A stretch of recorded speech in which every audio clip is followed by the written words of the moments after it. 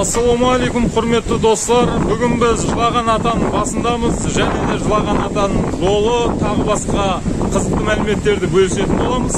Біздерге қолдау білдіріп, арнаға тіркеліп, пікір қалдыруды ұмытпаңыз. Ары қарай тамашалаңыздар.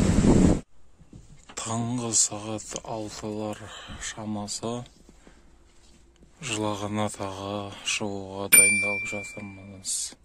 Жалпы Жылаған Атаға осындай ВАЗ секілді үлкен көліктер болмаса, асты биік, қарапайым, жеңіл көліктер бара алмайды.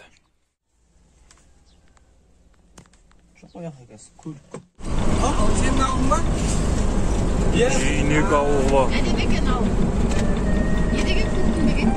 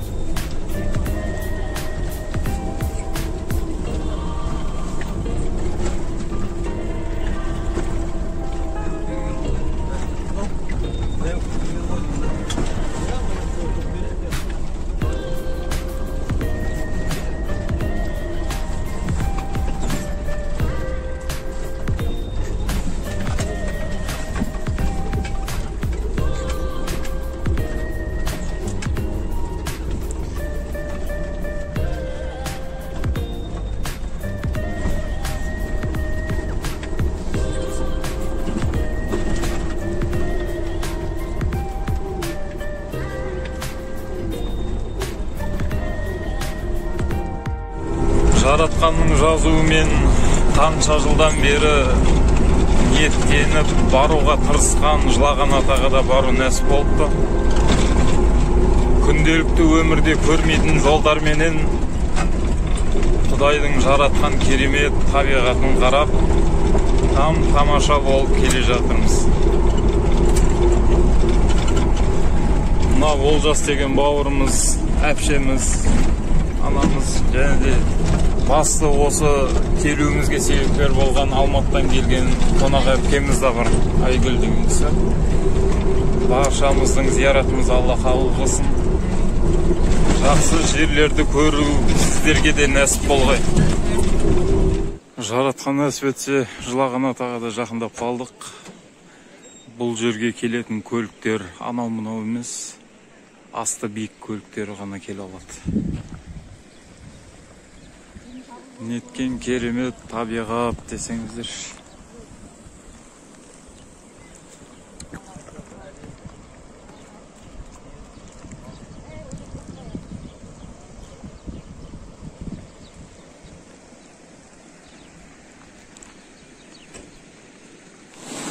Bunday тамаша табиғатты тілмен айтып жеткізу өте қиын.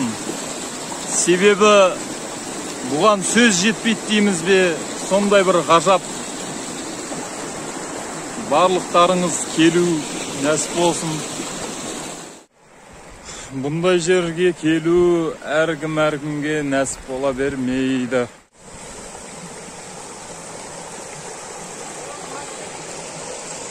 Мұсеге қалай екен? Мұса деген ағамыз. Қау жалбыз дейін. Қау жалбыз. Жалбыздың неше түрі бар? Мына жерде таудың жалбызы бар екен. Иісі деген керемет, мүңкіп тұр.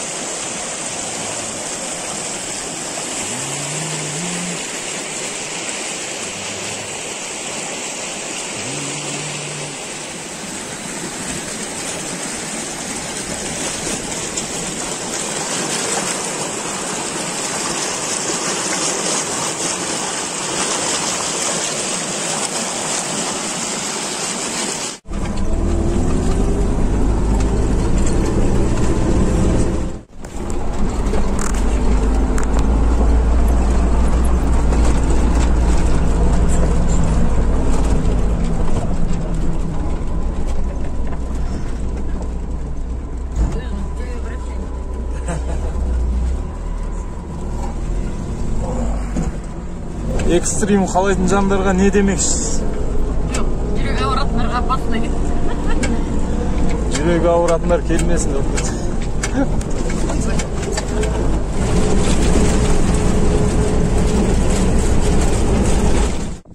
Құрметті достар, біз Жылаған Атаның автотұрақтайтын жеріне келдік. Яғни мына жерге тұрақтағаннан кейін көліктер ары қарай 3 шақырымдай таудың арасына қарай кіреді екенбіз. Және де біздің Түркістанда ауа райы 40 градус сол шамада болып тұрған кезде шілденің өзінде бұнда кәдімгідей салқындық сезіледі. Сол себептен мына сырт киімді алып алдық. Сіздер де келетін болсаңыздар сырт киім алыңыздар. Қазір біз таудың үстіңгі жағындамыз. Ары қарай төмен қарай кіреміз, ол жақ тіптен салқын шығар. Жалпы мына жердің табиғатын камерамен айтқан бір бөлек, көзбен көрген бір бөлек. Десеңіздер өте керемет сезім аласыздар. Және де кім экстримді жақсы көретін болса, өзгешелікті жақсы көретін болса, келсе болады.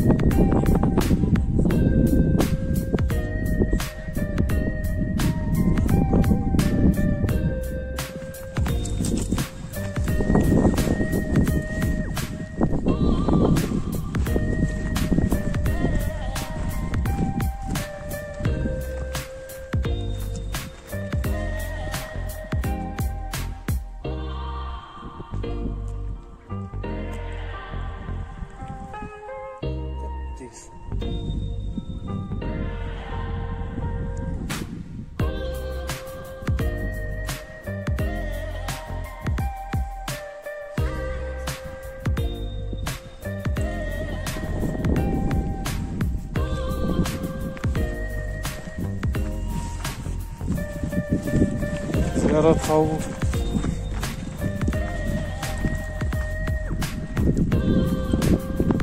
Қай ауылдан келдің? Құмтиыннан? Ай, бәрі келді, болды. Мінекей бұрынғы көліктердің пайдасы осындай кезде.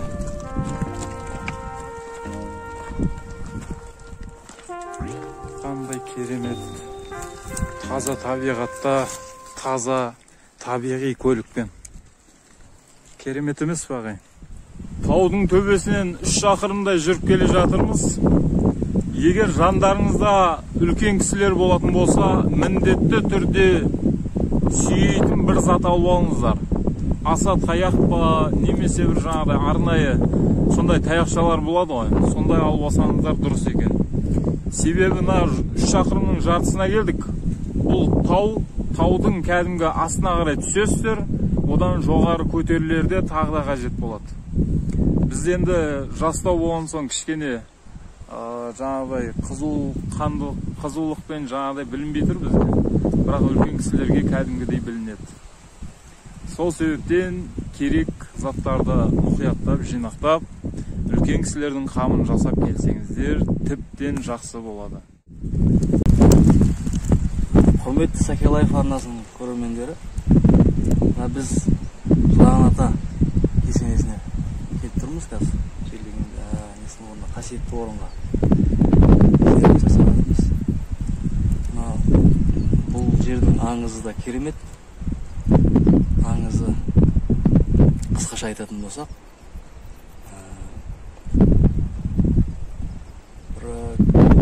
үлкен кісілерде бала болмапты дейді. Сол бала болмаған Құдайдан сұраған екен. Құдай бізге перзент берді. Сонда аян беріпті.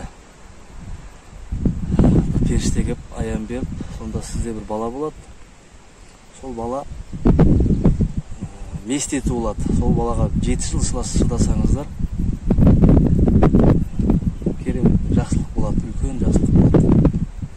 Соны шыдайсыздар ма деп уәдесін алған екен. Сонда уәде беріпті.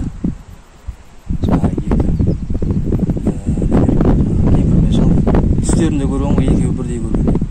Содан жүкті болып, содан бала туылады. Туылғанда месте туылады. Сол месті 7 жыл арқалап жүрді екен. Сонда үлкен кісілер, кәрі кісілер баланы месті арқалап жүріп шаршайды. Сонда бір шаршаған жерде ренжіпті дейді. Мына мест деген бәле болды бізге, мына бала. Құдай қайдан ғана берді екен деп. Сонда мест жарылыпты дейді. Жарылып қашқан екен дейді. Содан артынан қуып, екі ата-анасы кешір деп кешірім сұрап жылап, осы тауға дейін келеді. Сонда анасы Шаштана деген жете алмай шаршап жолда қалып қояды, тауда қалып қояды. Ал әкесі шал осы артынан жүгіріп келіп, мына жерде қазір үңгір бар, тау, су ағатын жер. Сол жерге дейін қуып келеді. Содан жылап осы жерде қайтыс болған дейді атасы. Содан Жылаған ата деп айтады. Ал баланың есімі белгісіз. Бірақ бала айтқан дейді.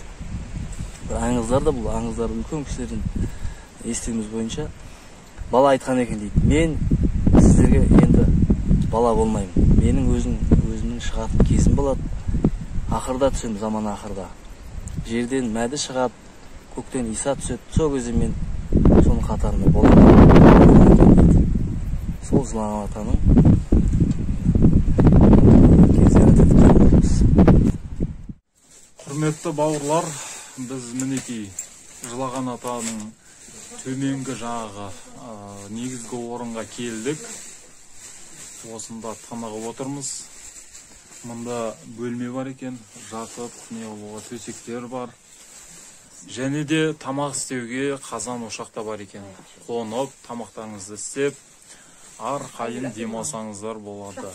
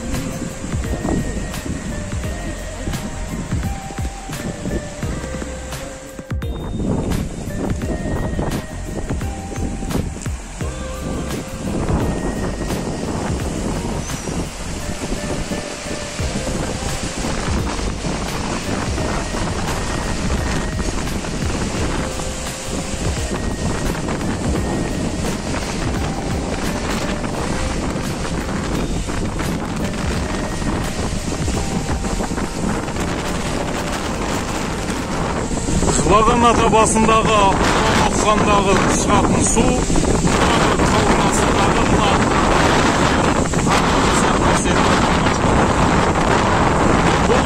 кейбір кісілер оқса шығар, кейбір кісілер бұдан оққанда шықпайды.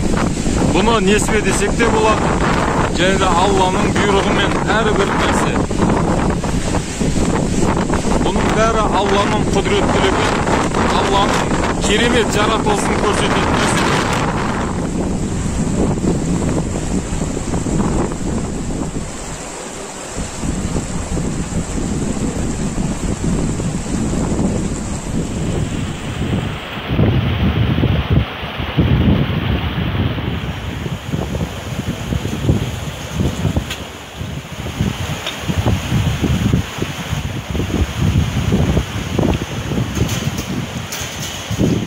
الشيطان الرجيم بسم الله الرحمن الرحيم ياسين والقرآن الحكيم إنك لمن المرسلين على صراط مستقيم تنزيل العزيز الرحيم لتنذر قوما ما أنذر آباؤهم فهم غافلون لقد حق القول على أكثرهم فهم لا يؤمنون إن جعلنا في أعناقهم أغلالا فهي إلى الأذقان فهم مقمحون وجعلنا من بين أيديهم سدا ومن خلفهم سدا فأغشيناهم فهم لا يبصرون وسواء عليهم أنذرتهم أم لم تنذرهم لا يؤمنون إنما تنذر من اتبع الذكر وخشي الرحمن بالغيب فبشره بمغفرة وأجر كريم إنا نحن نحيي الموتى ونكتب ما قدموا وآثارهم وكل شيء أحصيناه في إمام مبين واضرب لهم مثلا أصحاب القرية إذ جاءها المرسلون إذ أرسلنا إليهم اثنين فكذبوهما فعززنا بثالثين فقالوا إنا إليكم مرسلون قالوا ما أنتم إلا بشر مثلنا وما أنزل الرحمن من شيء إن أنتم إلا تكذبون قالوا ربنا يعلم إنا إليكم لمرسلون وما علينا إلا البلاغ المبين صدق الله العظيم سبحان ربك رب العزة عما يصفون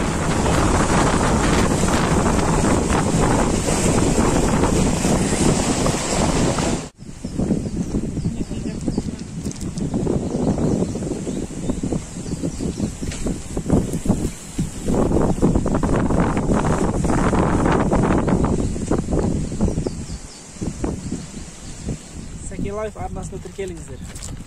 Өте керемет видеолар, өте керемет мағыналы және рухани маңызды видеолар. Тіркеліңіздер. Сәке Life. Рахмет қолдау үшін. Көптеген сулар осындай таудың бұлақтарынан, таудан келетін өзендерден жиналады. Мөп-мөлдір бұл суға бет жуғанның өзі қандай тамаша.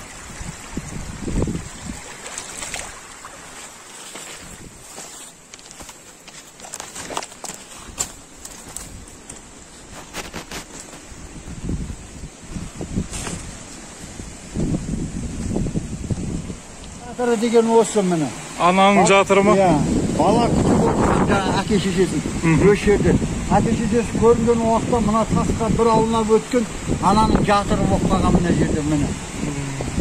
Осы міне жаңағыдай. Мына жер ананың жатыры деп аталады деген себебі жатырға ұқсайды. Бала, яғни жылаған ата деген осы жерге бір аунап тұрған екен.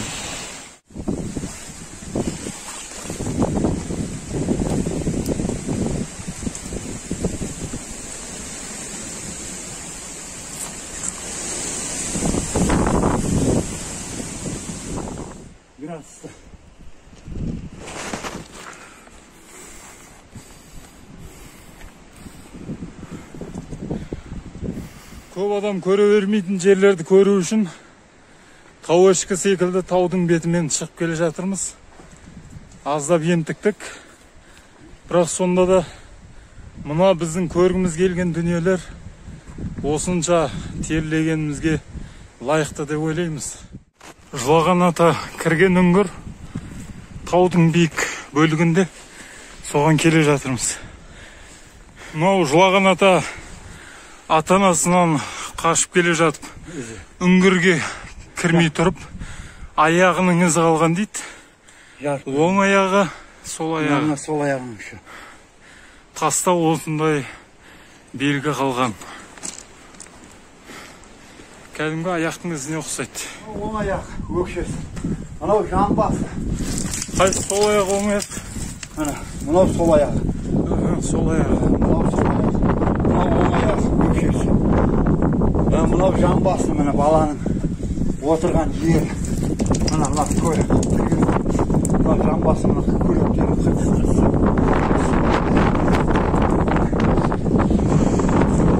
Үңгірдің іші.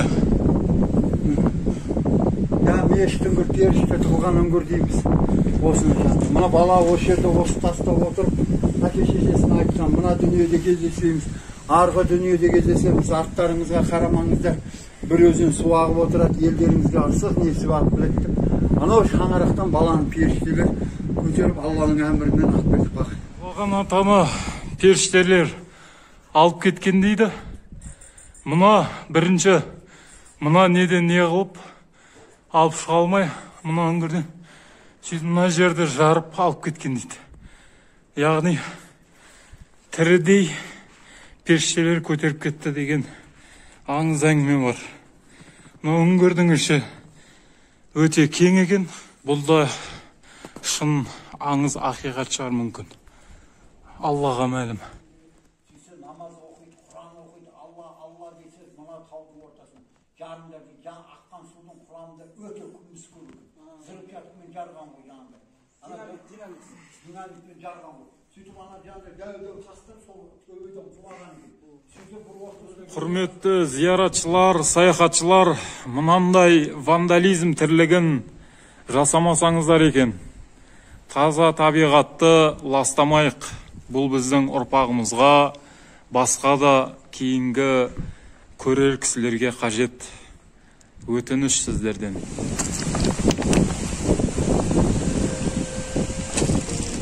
Көкшетаудағы жұмбақтастың копиясы бар мына жерде, шағын макет сияқты. Бұл жылаған ата жақ.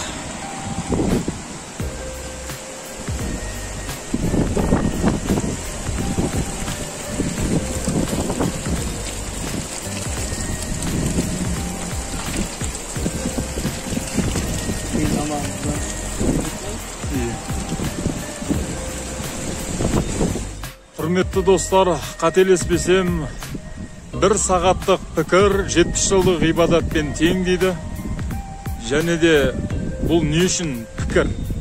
Бұндай үлкен дәрежесі биік. Себебі пікір қылған кезде адам жаратқанның жаратқан нәрсесіне тамсанады. Ал Алла тағала өзінің жаратқан нәрсесіне тамсанған құлын, өзінің ұлықтығын көре білген құлын жақсы көреді. Сол себептен де оның жаңағыдай сауабы өте мол.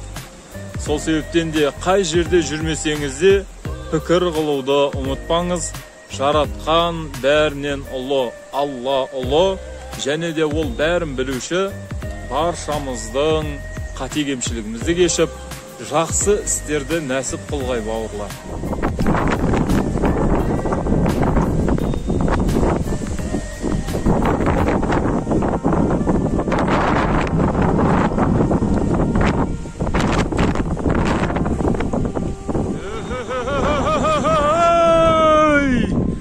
Кең дүниені тарылтпаңдар. Жаратқанның кең дүниесі тұрған кезде. Ей бауырлар, ынтымақ бірлікпенен жұмыс жасап, тату тәтті қоғамда өмір сүрейік. Жылаған ата құдығы.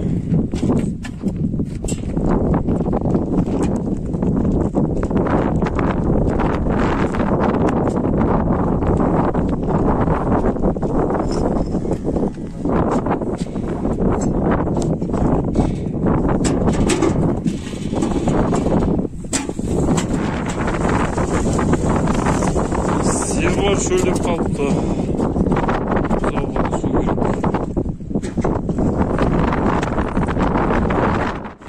Жаздың шілде айы ылғақ ауа райы тамаша, қатты жел болып тұр. Сіздерге тағы да біраз мәлімет беріп, осымен қоштасамын. Алдағы уақытта біздерді тамашалап, арнаға келіп, қолдау білдіруге шақырамыз. 22 январдың Алланың құдіретімен суақ. Алла, Алла, Алла! Аллах Акбар! Алла, Алла, Алла!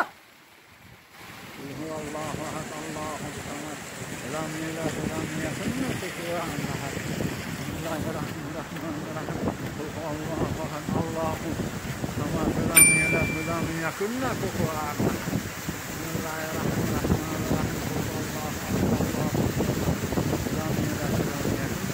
Allah, Allah, Allah. Allahu, Allahu, Allahu. Allah, Allah. Allah, Allah.